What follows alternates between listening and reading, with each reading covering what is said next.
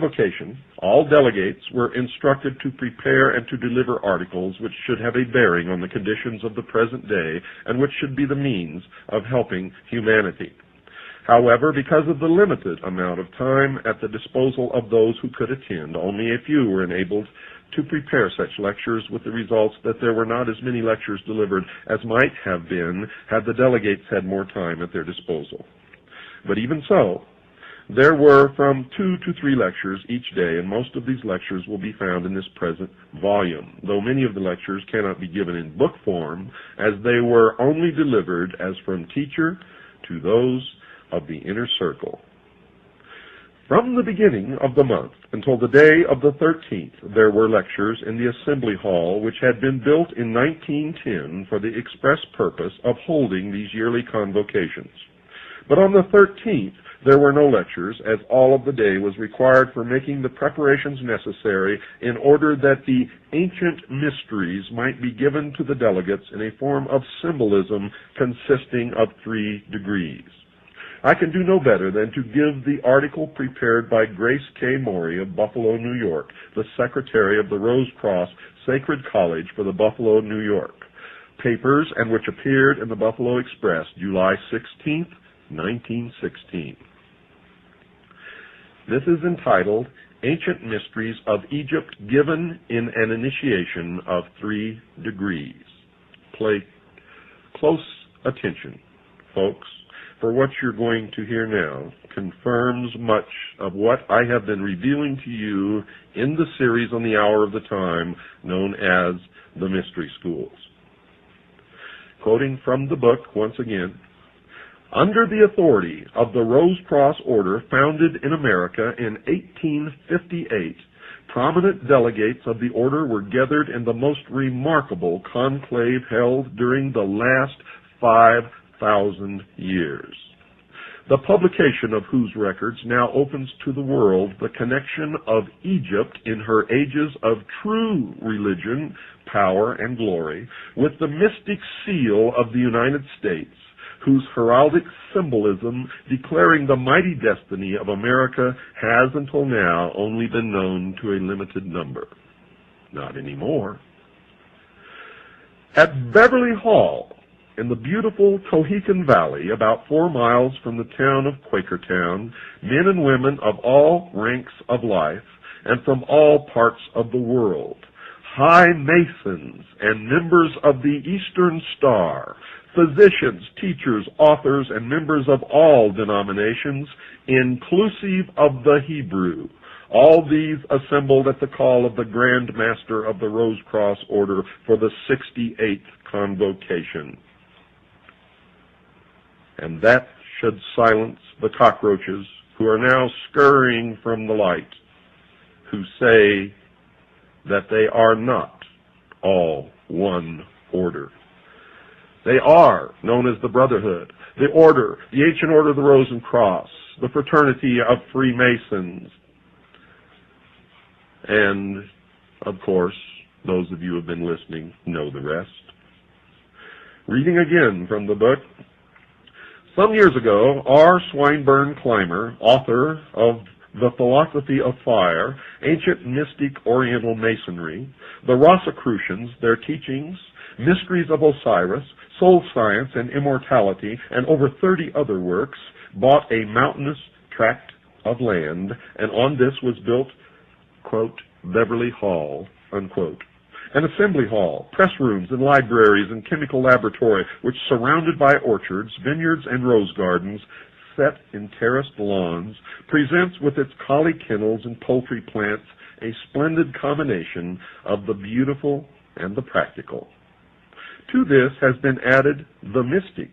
for in a secluded and wooded tract of 50 acres of this land, an artificial lake was made from a mountain stream, a throne room erected, and other improvements made which would be needed for the initiation of neophytes in the Egyptian mysteries. The convocation was called to order on June 1st in the Assembly Hall, built over 5 years ago for that purpose, and the delivery of a series of lectures upon practical as well as mystical subjects began and continued until the close of the convocation. The delegates and teachers presented the lectures, which were followed by discussions upon the subjects of eugenics, scientific motherhood, code of ethics for the schools and home, spiritual Christianity, that's a joke,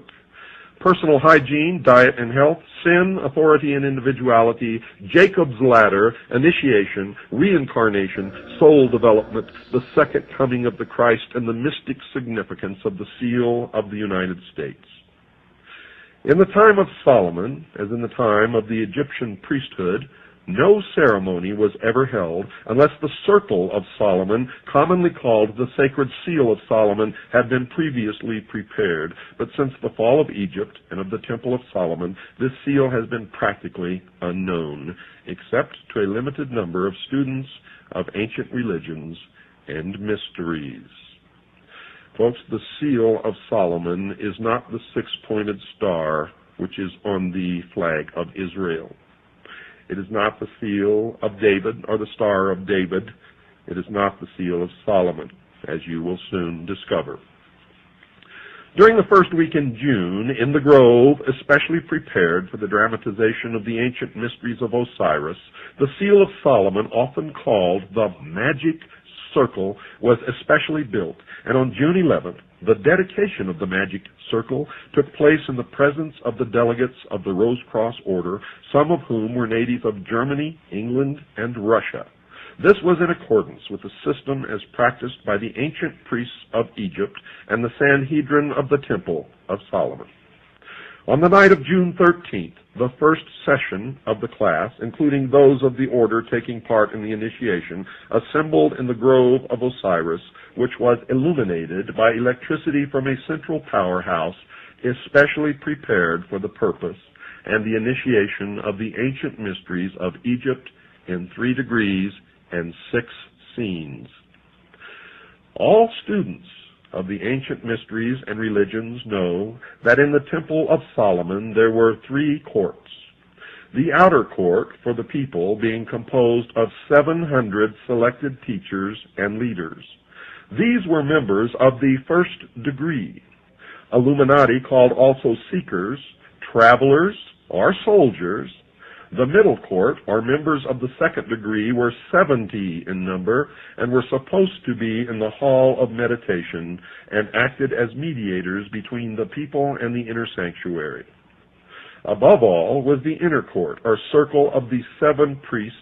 and the master or high priest, who were the teachers between God and man, mediators between the seen and the unseen.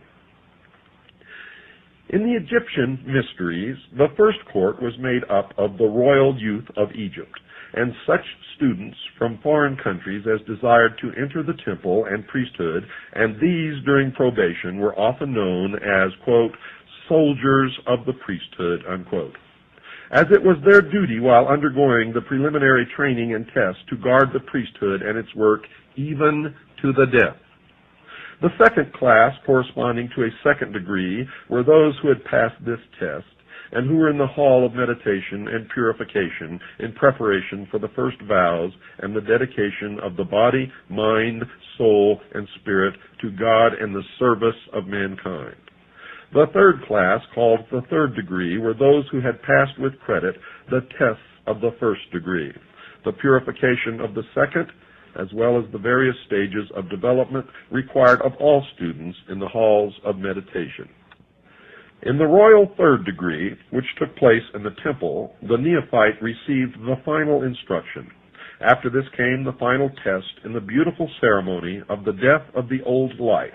the giving up of the body and its temptations, and the raising of the slain Osiris, our spiritual body, by his faithful spouse Isis, the soul, with the final illumination.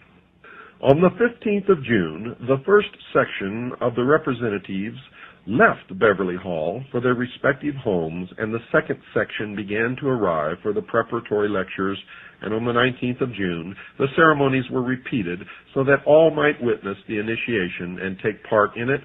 so as to become members. So far as can be learned, either through travel or history, never before since the fall of Egypt and its priesthood and the fall of the Temple of Solomon has there ever been a grove, a lake to represent the Nile, A magic circle or a temple prepared